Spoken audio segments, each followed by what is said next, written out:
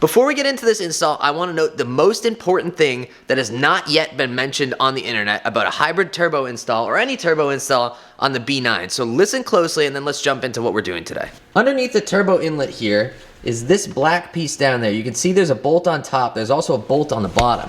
Now this, I believe it's a charge pipe, runs across there. It makes it very difficult to get into that bolt. Online, all the DIYs say take out these 4 bolts. I believe this is the throttle body. Take out these 4 bolts and have everything pushed that way, and that will free up enough motion here.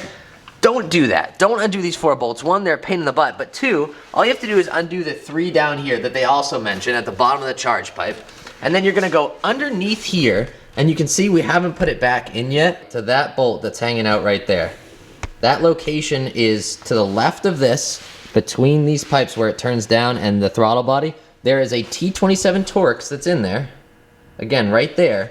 That loosens up this whole charge pipe to move freely. You don't even need to undo that. And the beauty is once everything's tightened back down, it doesn't even move. So realistically, I'm gonna put it back in anyway, but you don't really need to do that. And then it's 3 bolts down there, 1 bolt here. Stick a pry bar in here, pull it back a little bit, and you'll have enough room between that being all the way off down there and the ability to wiggle here to get a mini socket in there. In this video, I also talk about the Gray Talent toolkit. It's some cheap Amazon tool set that I have. I'll put a link in the description. It's an affiliate link if you want a tiny ratchet. That one's pretty good. I recommend that. Check it out.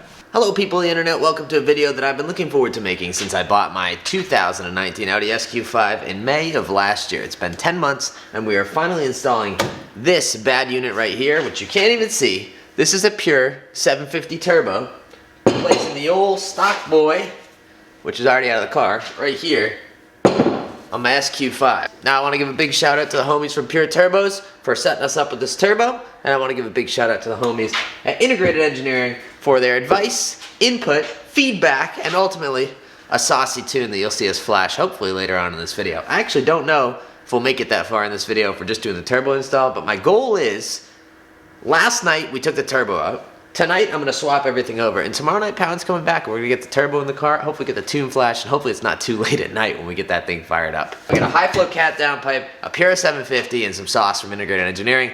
Let's jump into it.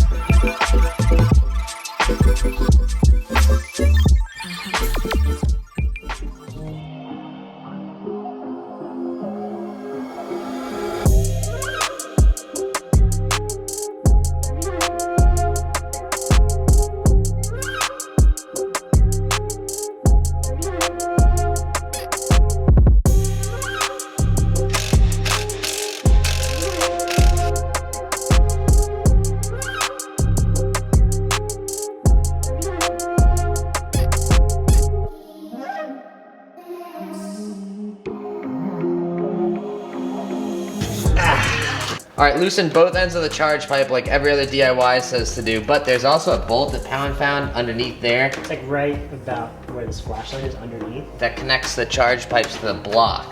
So now he's pulling on it with the flathead, and we have more room than any video that we've seen so far. Once again, if you haven't bought the Gray Talent toolkit, this thing is a lifesaver. How far in there do you think it goes? Alright, top one. Now we gotta get the bottom one. Don't ask me how to. Oh, nice. All right, brother, that's it. Now we get to do the fun part. Pry. Get the turbo out. All right, those two were a pain in the butt. You saw Pound and I do that. That's a team combo round move. Now we gotta get the studs for the turbo off. Then we get the nuts for the turbo off, and then from there, hopefully it comes apart. I think we're gonna have to take this guy off which I don't understand how that comes off, but I guess we'll watch another YouTube video. There we go. Okay. All right, so then there's one more line on the bottom. If we pull straight up, it should come right off. Yeah, it came right off. Which line is that? Oh. We're out. Oh, it's a vac line. We're out. Oh, it's a vac line. It's a vac line. It's a vac line. Yeah, we're out, baby.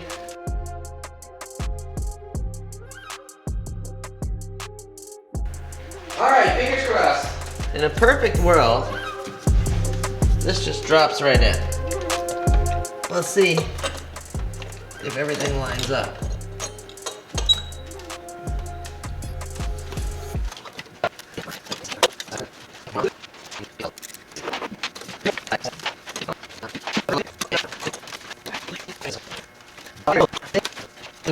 Okay, here's what I ended up doing.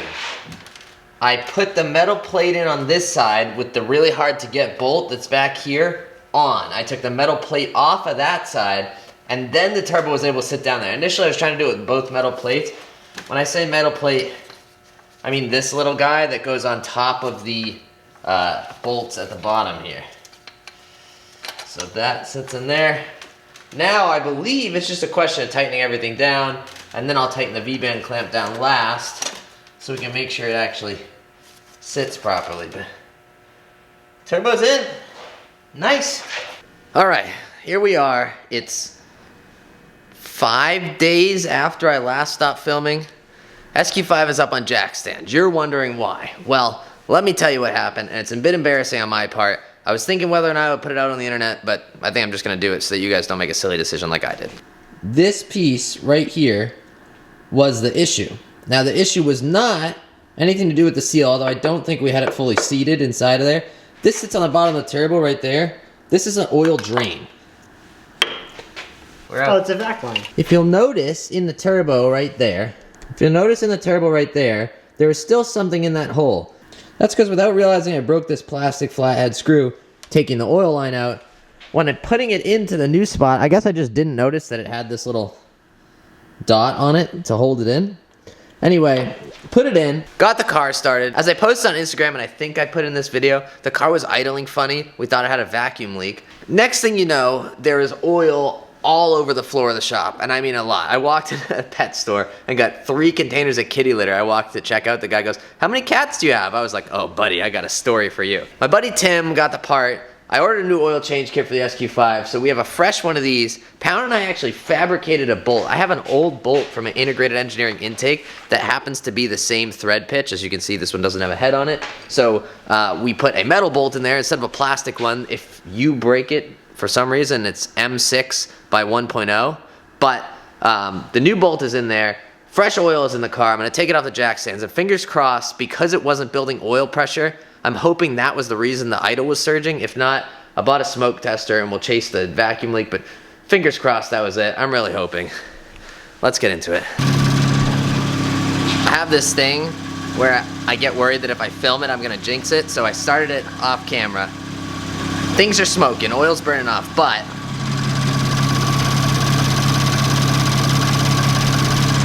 I wish I could put my heart rate on the screen right now. It's like, it's idling.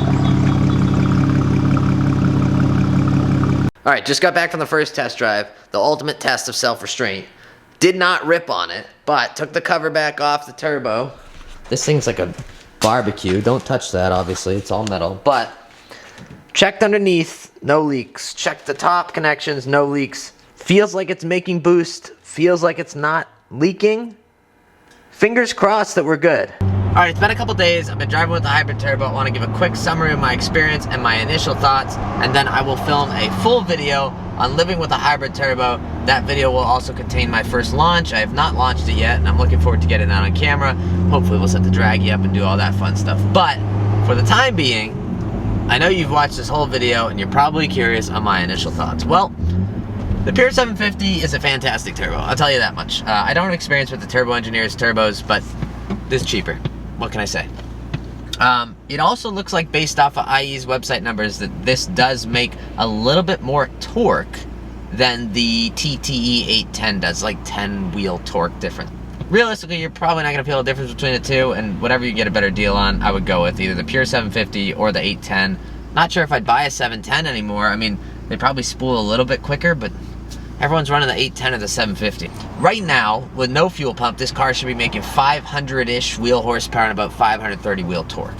That is nothing to laugh at. However, I don't know if it feels that fast. Maybe it's because my S6 had like another 150 to 175 wheel horsepower on top of that on ethanol, but it doesn't feel that fast. What it does feel like, and what you'll see in my initial acceleration, is it feels like how it should. I'm gonna send it.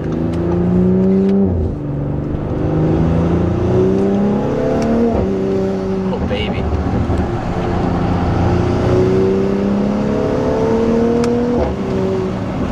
This thing is way faster.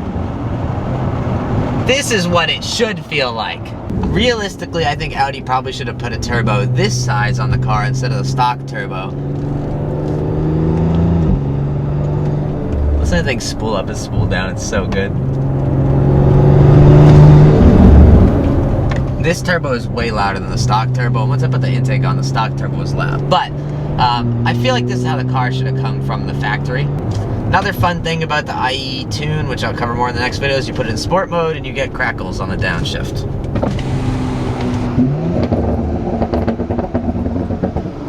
You put it back in drive, no crackles on the downshift. That's a beautiful thing for when I feel like messing around or making my son laugh. I put it in crackle mode. If not, just drive around normal mode. What gear am I in? Third? Let me grab second. Listen to how rowdy this brap is.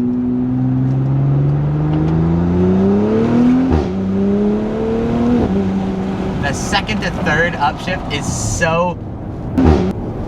Oh, it's so good. And if you're light on the gas, you let off and it spools back down gently too.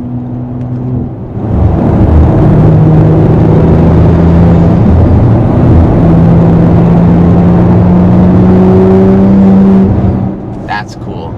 And obviously with a high flow catted downpipe, the exhaust is much louder again. I'm not 100% sure what we're gonna do to fix that yet, but we're gonna do something because we gotta put the bumper on so we can put real tips at the back of the car. Anyway, a lot more coming on the SQ5. Next week, I think we're going to talk about the Falcon all seasons on the S4, and then we'll get back to SQ5 content the week after. If not, I may put out 2 videos in 1 week because I'm feeling wild. Thanks so much to the homies over at Pure Turbos. Make sure to check them out. They have the Pure700 and the Pure750. The homies over at Integrated Engineering for spicy tune, intake, intercooler, and obviously we got the AWE Catback. All the mods are in the description. Hope you guys enjoyed this video. Go out there and spread some positivity, and I will catch you guys in the next one.